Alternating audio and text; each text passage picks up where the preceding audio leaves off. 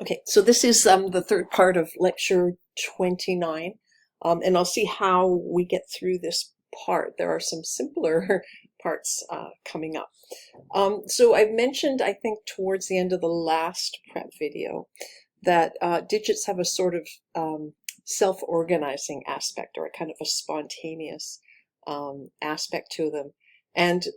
But when you look at developing limbs, the digits are all kind of basically forming in the correct position, the same position in all the developing limb butts. So how is this possible? How can it be spontaneous and self-organizing if they're always in about the same place? And this is just a little bit of information.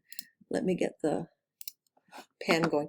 So there's a little bit of information on that. So the digits actually develop from mesenchymal cells. Remember that mesenchymal cells, they're mesoderm, and they're loose. They don't have strong connections to each other.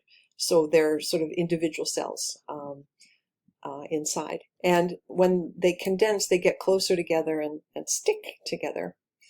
So the mesenchymal cells condense, and they're going to form cartilage. And the cells that get together and condense are expressing the SOX9 transcription factor, which is the main control for the formation of cartilage. So how this happens depends on this kind of self-organizing aspect. And it's not that there's no control on it, it's just that it happens based on more physical properties than necessarily signal. So what you have is you have activator molecules and you have inhibitor molecules. And the activator molecules, the source is the same, and so they're diffusing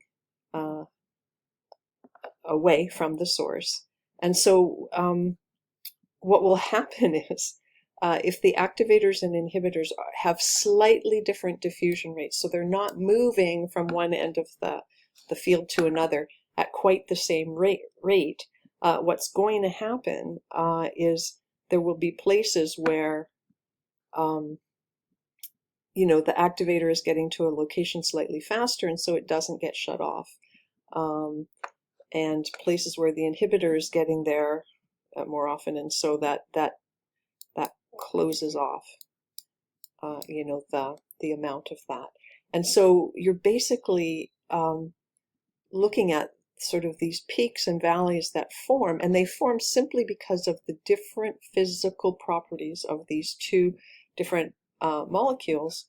And wherever you get a real peak of the activation, the activator, the transcriptional activator for SOX9, then that's where you're going to get the mesenchymal cells expressing SOX9 and then condensing together to start forming the outlines of the cartilaginous matrix of the digit that's going to then be ossified and form bone.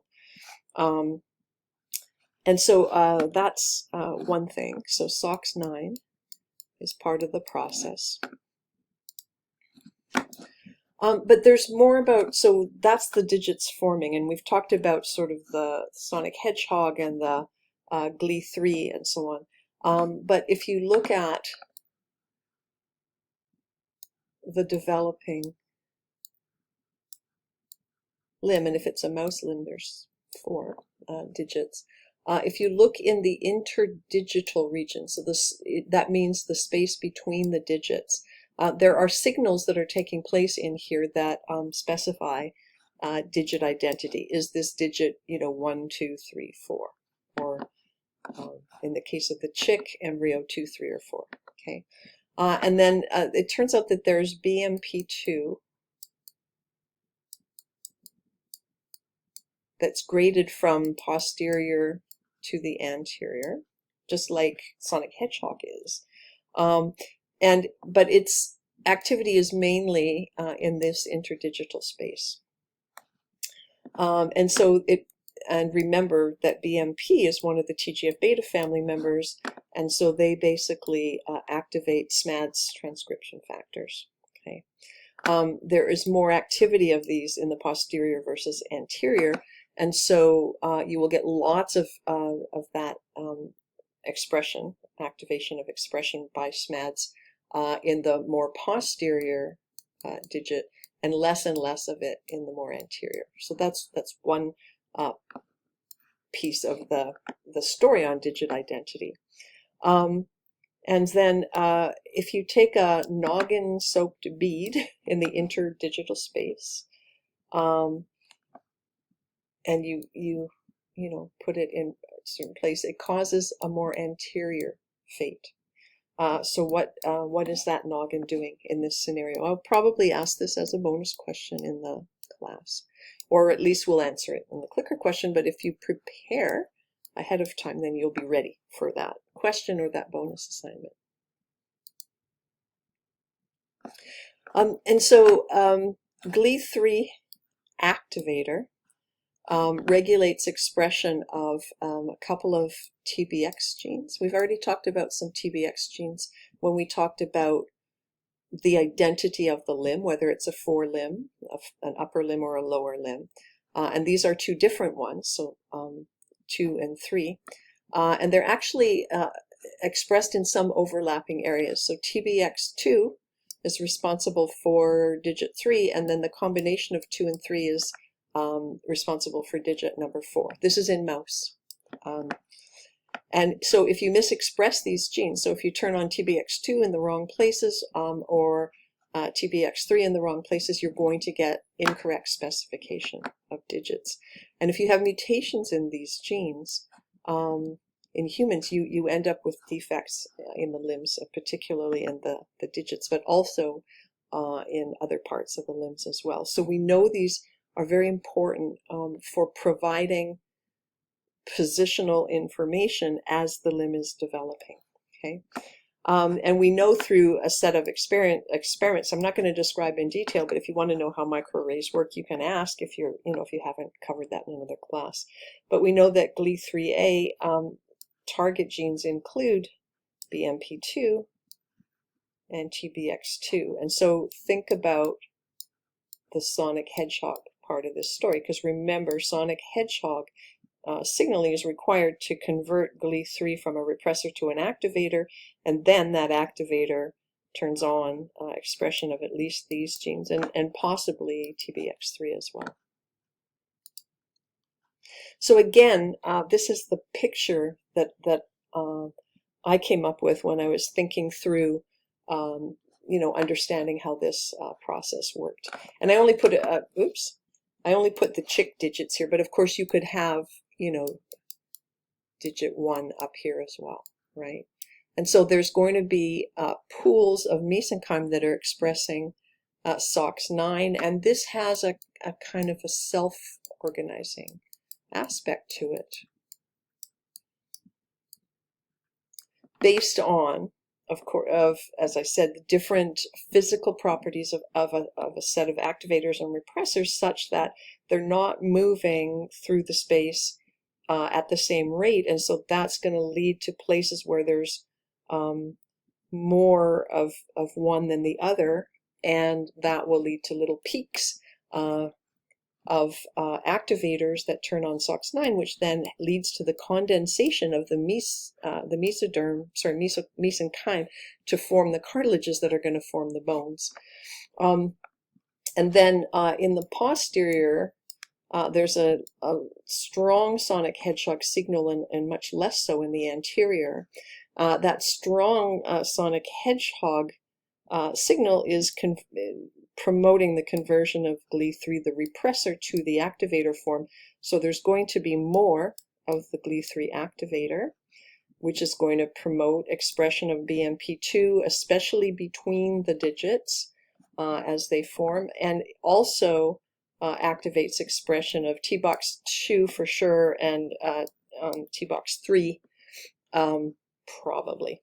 Okay, and 2 and 3, so 2 and 3 have overlapping expression patterns. Oh, I think I said TBX2 for this. I meant TBX3. And so these two are being expressed in this region, And then up here, only TBX3 is being expressed, and that promotes digit 3. And then there will be others in the more anterior that specify these other digits. At the anterior end, you have less sonic hedgehog, so most of the GLE3 is in the repressor form. There's more of that, which means you're not going to get BMP2 expression, and you're certainly not going to get the expression of these genes. And this will lead to different gene, so the low level of BMP signal is going to lead to the activation of different genes that then specifies these other more anterior digits, right? So this is messy, but it's okay to make a really messy diagram when you're trying to figure out how something works, right? And I strongly recommend this kind of approach. I know that it won't work for everybody, and so I know that not everyone learns the same way. And so, you know, I'm not, you know, going to ask you to hand things like this in for marks or anything like that, or try to force it, because you know yourself best. But if you have been struggling, taking an approach like this might be very helpful to you. I'm myself something of a visual learner, and so I don't know for sure if I understand something unless I can make a flow chart or some kind of diagram or some kind of summary table that I can look at where I've organized all the information.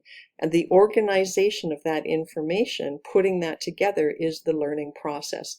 And it's the difference between memorizing a bunch of crap and then forgetting it the minute the exam is over, and maybe carrying some of your knowledge and understanding of some of these processes to the next courses you take. I mean, there's some really cool MBB courses on neural development and gene expression and things like that, that if you have good background from 333 and you still remember and have a good, you know, even general feel for how these processes work, it just makes your life easier in these other courses. You're not trying to learn everything over again brand new, right? Ideally, one of the reasons why we have, you know, earlier and then later courses is building a foundation of understanding that you then build on in the next class. Okay, that's enough of that. So that basically ends sort of digit identity and the sort of anterior posterior. And if you look through the text, you will find some additional information. This is what we're going to cover for the class. I'm very conscious of if I'm saying to you that I'd like you to understand the basics, then not piling a lot of details on top of you, which then completely contradicts what I'm trying to encourage. Okay, so you will be happy to know, perhaps, that understanding the dorsal versus ventral patterning of the limb is just way easier than the others. There's just a couple, like 3 molecules or something to know, okay? And the way they have been studying it is by combining the mesoderm of a right limb bud with the ectoderm of a left limb bud, or the other way around, and then finding out sort of how it all works. And what's been discovered is that the ectoderm is the part. So if you transplant the ectoderm, it will change the orientation of the limb bud to match whatever its own polarity is. So if it's from the ventral side or the dorsal side, it will make that be the case for the place where you put it. And so the manipulated limb bud, the place that's associated with the graft takes on the polarity of the ectoderm that's been moved, not the mesoderm that's underneath. So you can do the transplantation in both possible directions, and in all cases, the results suggest that it is the ectoderm that contains the information that gives the dorsal ventral specification. So this is my ugly, ugly diagram. But if you were to look at, so this would be the apical ectodermal ridge, so you'd be looking straight on this way. And this is your dorsal side and your ventral side, and the blue inside is the mesoderm, and the outside edges is the ectoderm. And so if you were to take the ectoderm from the dorsal side, for example, and then transplant it over the ventral mesoderm on a limb bud, and then watch the development, what you will see is dorsal specification on both sides. So it is the ectoderm that is the source of the signals. And this is, again, it's not a pretty diagram, but it puts together the information in a way that, for me, okay, I get how this works. I see what the experiment was, and I see what the results were. And this is an analogy. I don't find this as useful, but if you're thinking about just the dorsal and the ventral surfaces of the limb bud, then think of think of a glove and think of the back of it and the front of it. The back of your hand is the dorsal side, and the ventral side is the palm of your hand. And so if you were to do transplantation experiments and reverse the polarity, it would be like putting a left-handed glove on your right hand, so that the palm is on the top instead of on the bottom, right? So that's the idea. And for some people, this is helpful. For me, this is what makes the most sense to me. Okay, so what are the actual signals? Well, they're pretty straightforward. And just for orientation, this is through the progress zone. So remember, as the limb bud is growing out, you have the apical ectodermal ridge, and then you have right under it the progress zone, which is all those cells that are dividing rapidly, and they're not specified yet. And then as the limb is growing out, then the cells that are left behind have their proximo-distal patterning. And so if we're taking a slice through and looking straight on this way, then that's what this is.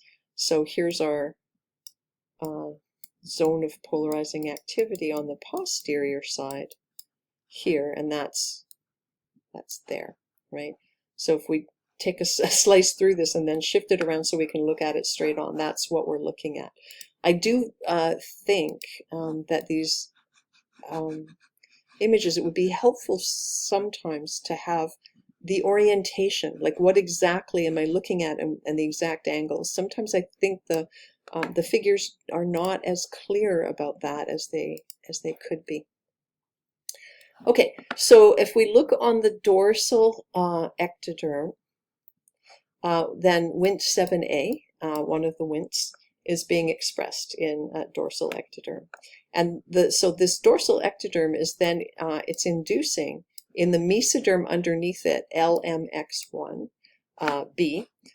which is a transcription factor, and it's specific for basically dorsal fates. On the ventral side, BMP activates engrailed, EN1, and engrailed is expressed in the ventral ectoderm. And its main role is actually not to activate anything in the ventral mesoderm, but simply to put the limits on how far around the Wnt. So the Wnt signal, the ectoderm here, it's a diffusible signal. Why not, just extend all the way down? Well, the engrailed signal is what's preventing that. So it limits Wnt7a to only the dorsal side. So if you lost engrailed, then Wnt7a would be expressed all the way around. All the mesoderm would be expressing LMX1, and you'd have dorsal on both sides. So the back of the limb, but no palm, essentially. And so there's no activation of any gene expression in the ventral mesoderm. It forms by default. So what makes it be ventral is the fact that the LMX is not being expressed in it, right? So there's really only those well, maybe four genes to understand for this whole dorsal versus ventral signaling, which I think students will appreciate very much. Now there's some mutant phenotypes. So if you make mutations in Wnt7a, they lack dorsal structures, so the dorsal sides of the bones and so on are not properly patterned. They look more like ventral. But also some of the posterior digits are missing. So that suggests there's an intersection between the signaling of Wnt7a and then the zone of polarizing activity, which you remember is posterior specific signaling. So there must be interaction between these. And then engrailed mutants will have Wnt7a expressed throughout the dorsal and ventral ectoderm, so think about why that's the case. And the limb is going to be dorsalized in appearance all the way around. And just, make sure you understand why that would be the case. So I'm going to go through a few simple statements, and then I'm going to put together a very simple diagram that kind of summarizes the overall signaling that goes on, because there are interactions and intersections between different signals. So we've got Wnt7a from the dorsal ectoderm. We have FGFs from the apical ectodermal ridge and sonic hedgehog from the zone of polarizing activity. So these are the signaling centers for dorsal ventral, oops, not DA, DV, proximodistal, right?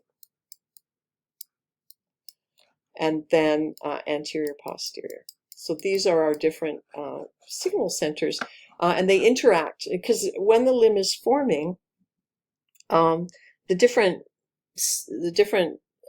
identities are not being specified separately. Dorsal ventral is being determined at the same time anterior posterior and proximal distal, right?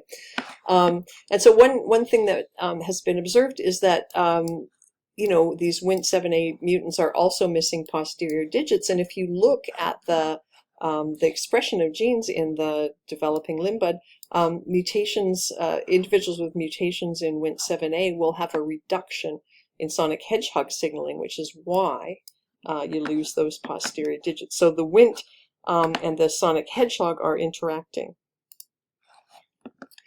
Also, sonic hedgehog activity helps to maintain FGF expression from the apical ectodermal ridge, and the FGF activity from the ridge promotes sonic hedgehog signaling. So there is this positive feedback thing that's happening. Remember, on the apical ectodermal ridge and the cells immediately below, there is this sort of FGF back and forth signaling, but it turns out that FGF is also in the zone of polarized activity, ZPA, maintaining sonic hedgehog, and sonic hedgehog is signaling back to promote FGF. So there's this positive feedback. BMP is involved in this process, and we'll talk about it in a second. And the key thing is the signals have to work together to maintain balance. So you need a certain amount of BMP signaling to make sure that FGF expression is exactly right from the apical ectodermal ridge, and enough FGF expression from the ridge to make sure the sonic hedgehog is just right, and there's a sort of a negative feedback aspect to it. And so here's a little bit of information that I put together that then takes me to the figure that I'm going to show you, which is a low level of BMP activity is required for the limb bud outgrowth to continue. If it gets too high, the apical ectodermal ridge regresses. So that means that the BMP activity, when it's high, it's having a repressive effect on FGF. So BMP4 expression in the early limb bud is important, but it has to be kept under control. And so it activates gremlin, which is an antagonist, and then gremlin is a negative regulator. And that keeps the BMP signaling at the right level to allow for the rest of the signaling to go on. Low levels of BMP4 allow for FGF expression in the apical ectodermal ridge. You don't want it to go too high because of this inhibitory effect. FGF from the apical ectodermal ridge, as I've already said, promotes sonic hedgehog. And then sonic hedgehog also promotes gremlin expression in the limb bud mesoderm, which again is keeping BMP4 at the right level to maintain FGF. So we're, repeat. So this is a kind of feedback loop that takes place over the, several hours, 12, of the development of the limb as all these things are being specified. Okay, so this, again, this is my kind of sketchy way of trying to summarize it. So here's BMP4. If you have lots of it, it's going to inhibit FGF, so we don't want that. But BMP4 expression also activates an antagonist that's going to keep the signaling level low. There is an indirect effect of low BMP that's activating, that promotes FGF expression in the apical ectodermal ridge. And remember that the apical ectodermal ridge and the cells below are signaling back and forth to each other with FGF 10 inside and FGF8 outside, so on the ridge and the inner cells. But also, the FGF signaling helps to activate the sonic hedgehog in the zone of polarizing activity. And so that leads to the sonic hedgehog posterior to anterior gradient, right? And then it activates gremlin, which again keeps the BMP4. And then remember that Wnt7a is playing a role in here too, because if we make mutations in Wnt7a, we get lower levels of sonic hedgehog, and that leads to both loss of posterior digits and sort of messed up dorsal ventral signaling, right? So this is, again, this is just a sketchy, it's not beautiful, but it kind of shows you a nice summary of what's going on. And if you can produce something, it doesn't have to look quite like this, you can draw it out however you like, but if you can produce something like this and it's accurate, then you know you understand the material. Okay, and I'm going to stop there because this went on a bit longer than I intended, but I will have a very short one to talk about apoptosis.